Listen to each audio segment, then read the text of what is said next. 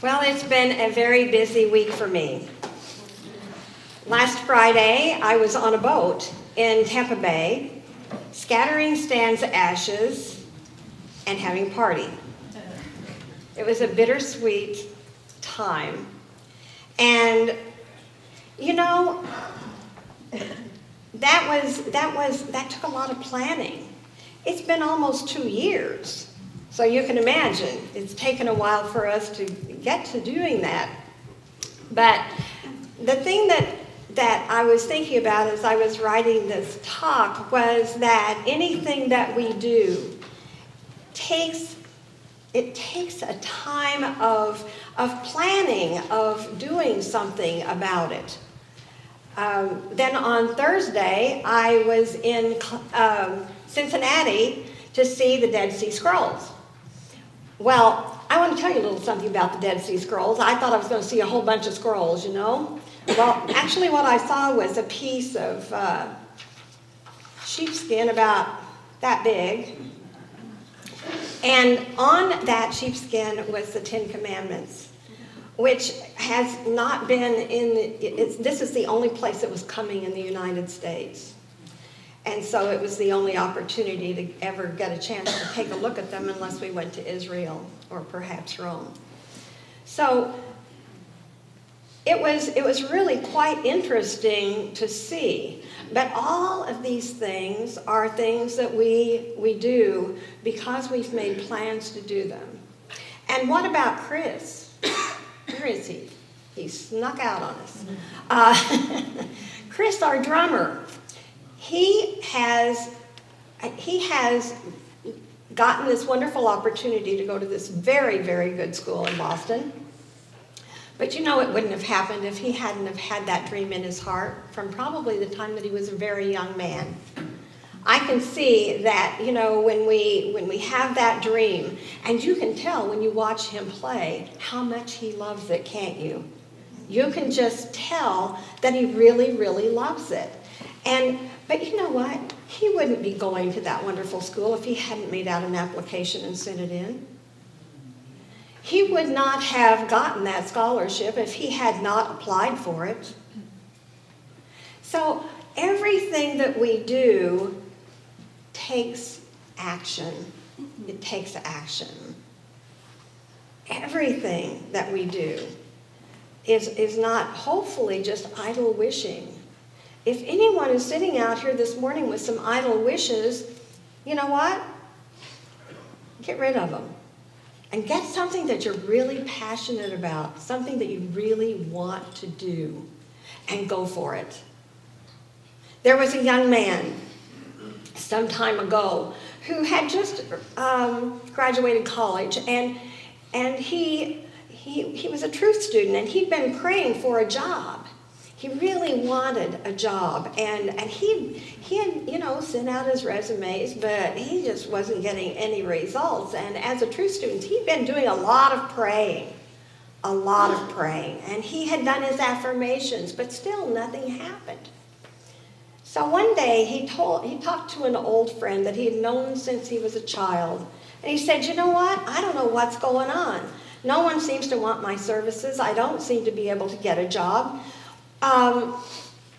You know, what am I going to do? What am I going to do? And his friend said, you know what? He said, I remember you saying one time that you would like to sell electrical supplies. He said to him, you need to step out. You need to do something about it. He said, start your own business. And the young man thought about it, and he said, put some feet on your prayers.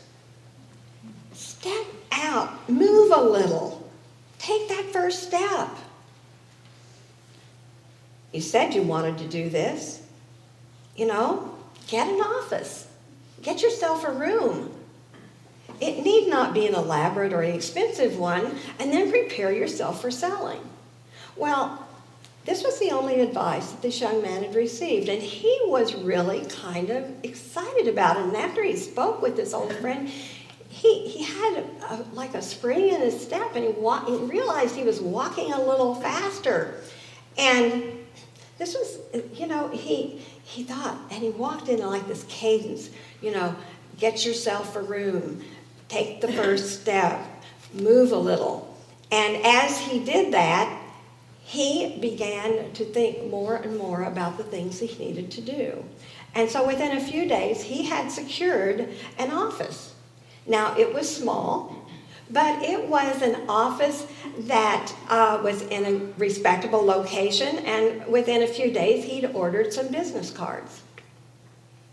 For a time, the office remained totally empty. There was just nothing in it. But slowly, he got a phone, he got a computer, and he got a desk and some chairs, and he made it, he did a website, and he got going. And he really started to contact suppliers, and in less than a year, there was quite a large amount of electrical supplies coming through his office. And he had a lot of eager clientele to do business with him. And so the young man also acquired a partner to share in the growing sales work. So here we are. This is someone who took one step at a time, one thing at a time. Many years later, this person, then a successful businessman, remarked, "It was the simple suggestion of my friend that helped me to understand that there was more to cooperating with God than just sitting and praying. I knew then that I had to move a little, as well as pray a lot. I had to move my feet in the direction I wanted to go." If you want to attain some high goal to express your talent or to enter into some purposeful activity, set your mind and heart in its direction. Pray and then move your feet accordingly. Prepare yourself spiritually for the right move by spending some quiet time in prayer and meditation. Think about it. Think about what you're going to do, and when a step is presented to you, take it. Take that next step. Pour out into spirit all of your hopes and dreams and wishes, and even all of the doubts and the fears concerning them. Then tell spirit that you know that there is a divine design for you. And know that that design is joyous and happy and successful living for you. Prove it to your subconscious mind by acting accordingly. Acting accordingly. Day by day, take the steps at hand.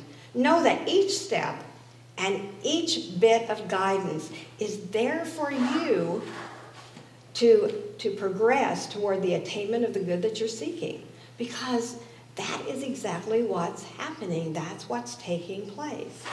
If at times it seems that some of your activities are unrelated to your goal, that maybe you've gotten guidance to do something that doesn't seem to have anything to do with what you want in your life, persist and continue to follow the guidance. Because I have found that sometimes that guidance, even though it seems to take you in this direction when you're going that direction, is actually taking you here so that you can get to there. And so whenever you are on the right path, you will know it. You will absolutely know. If you're second guessing yourself, stop it. Because when you are on the right path and you know it, continue down that path. Continue to go down the path no matter what is going on in your life that makes you think that this isn't going to happen for you. You will then see the value of every effort, and you will see the harmonious pattern gradually coming into manifestation. It takes inner faith and outer application of our faith to attain our goals. We can't just do one or the other. We need them both, because we are spirit, and we are body. And so these two are not two, but they are one. We are one being, not two or three. Soul is the other one, by the way, in case you didn't know. And it takes soul, doesn't it? Doesn't it take soul to follow your passion and your goal? I believe it does. I think it takes every part of you. Every part of you. It takes an inner faith and an outer application of our faith to attain our goals and to reach the high point of fruition in our lives that we're looking for in our work and in our affairs. We have our portion to do, our physical portion, and spirit that is also within us is working, and that is our spiritual portion. You know, when Jesus said, I work and the Father works, that's what he was talking about. But he didn't talk about a Father in the sky. He spoke about the Father that was in him. When he said, the Father and I are one. Well, the Father and you are one as well. In order to do our share, we must move in the best way we can for the moment.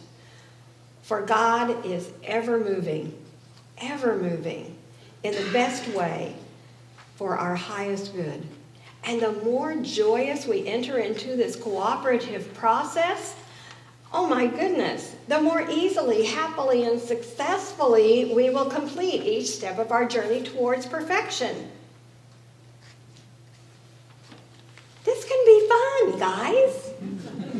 It doesn't have to be tough. We don't have to struggle. It can be fun. Let's make it fun. You know, one of the most beautiful stories in the Old Testament is the story of Joseph. You all remember that story, don't you? The story of Joseph and how he had these brothers who were very jealous of him and sold him into slavery and all of the things that took place in his life because he had a big dream. He had a huge dream. This dream was so big that his brothers just thought he was being arrogant and decided to teach him a lesson. Well, as a result of that, he was sold into slavery, and those dreams were laughed at. All of those dreams were laughed at by others, and they seemed to bring on disaster for Joseph instead of wonderful things. And so, remember now that all of the characters in this story are parts of you and me. They're all parts of us. So these brothers aren't those bad guys out there. Those brothers live inside of us. And those brothers are giving us thoughts of discouragement and selling us into slavery of thought. So watch out when we see these things happening and we have these thoughts in our minds that say, you can't do this. Who do you think you are anyway? What do you think you can do this?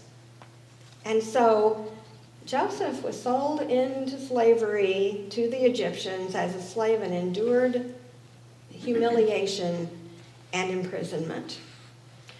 So instead, of encouraging thoughts, these brothers were giving him discouraging thoughts. So when you see that happening in your own life, you start to change those thoughts to something encouraging, knowing that God is with you. God is with you right now, urging you forward to help you. Those are those self-destructive thoughts that try to sabotage our hopes and our dreams, and we are sometimes sold into slavery by these thoughts. So let's remember that what Joseph did was he kept a calm attitude. He remained calm. And in spite of every challenge, every injustice, everything that happened to him, every disappointment, it was amazing that he could keep his spirits up. No matter what happened, he did his very best. We all know people who tell us about, why they can't do what they want to do because they've had this really sad story. Well, let me tell you, that was not Joseph. Everything that happened to him, the patience, the service, and the faith that Joseph had just was a pattern in his life that he viewed as preparation for the good that was coming to him. It was preparation for the good that was coming. And he himself declared, God has made me fruitful in the land of my affliction. He realized that a wellspring of inner wisdom, understanding, and the capacity had been brought into outer expression by the challenges which had confronted him. So all of the time that he's having all of these terrible experiences, he's learning, he's growing, he knows that these are all for his good. Wouldn't that be a little hard? Wouldn't that be just a little hard? But he did it. Every day of slavery was a day of inner strengthening for Joseph in preparation for the post he was to fill so graciously and wisely. Every day of imprisonment was an opportunity for the development of his faith and a step closer to the attainment of his good. His prayers must not have been prayers of desperation in which he asked, how long must I endure this? But prayers of quiet, steadfast thanksgiving in which he affirmed, Spirit is working to bring about a holy purpose. Spirit is working to bring about a holy purpose. Let's say that together because I think it's a powerful statement. Spirit is working to bring about a holy purpose. Every day, there must have been within Joseph the stirring of the heart and mind to imagine the good to come. Just to imagine the good to come. Outwardly, in his actions, Joseph expressed those inner thoughts by doing what was his to do, and doing it in a very, very high way. You know, when you know that you've been dealt a bad hand, sometimes you have a thing about slacking. Maybe I should just slack off. Why should I really work hard at this when I don't even deserve to be in this situation? And yet, what Joseph did was Joseph worked hard. He did everything. He served to the very best of his ability. To the very best of his ability. Outward in his actions, Joseph expressed these inner thoughts by doing the appointed tasks of the day and by moving his feet to serve all of those about him in a gracious manner. Joseph so patiently and faithfully met each day of his life and each challenge that it was later described by Jacob, his father, in these words. Joseph is a fruitful bough by a fountain. His branches run over the wall. The archers have sorely grieved him and shot at him and persecuted him. But his bow abode in strength, and the arms of his hands were made strong by the hands of the mighty one of Jacob.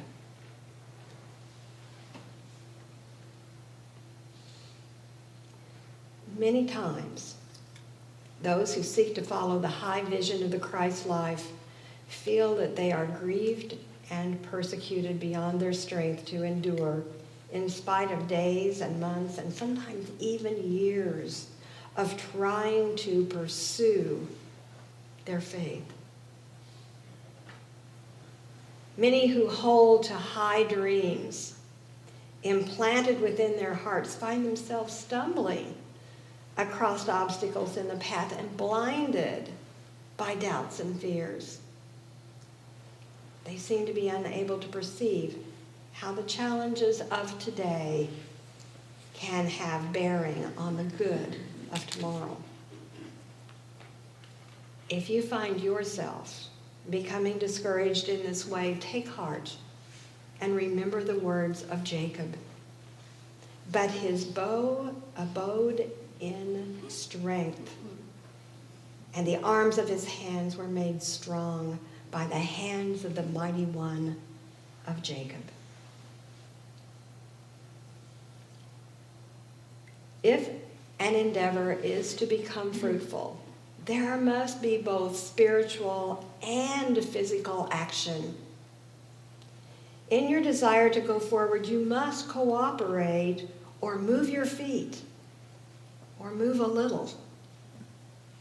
You must move more of your thought into prayer, and a few more words into constructive speaking, and a few more steps into service. As you fulfill your part, you permit Spirit to fulfill the purpose in and through your mind, body, and affairs. As we become patient, we can serve where we are, regardless of our circumstances, regardless of our enslavement to situations. We then find ourselves, like Joseph, to be a fruitful bough in the midst of affliction.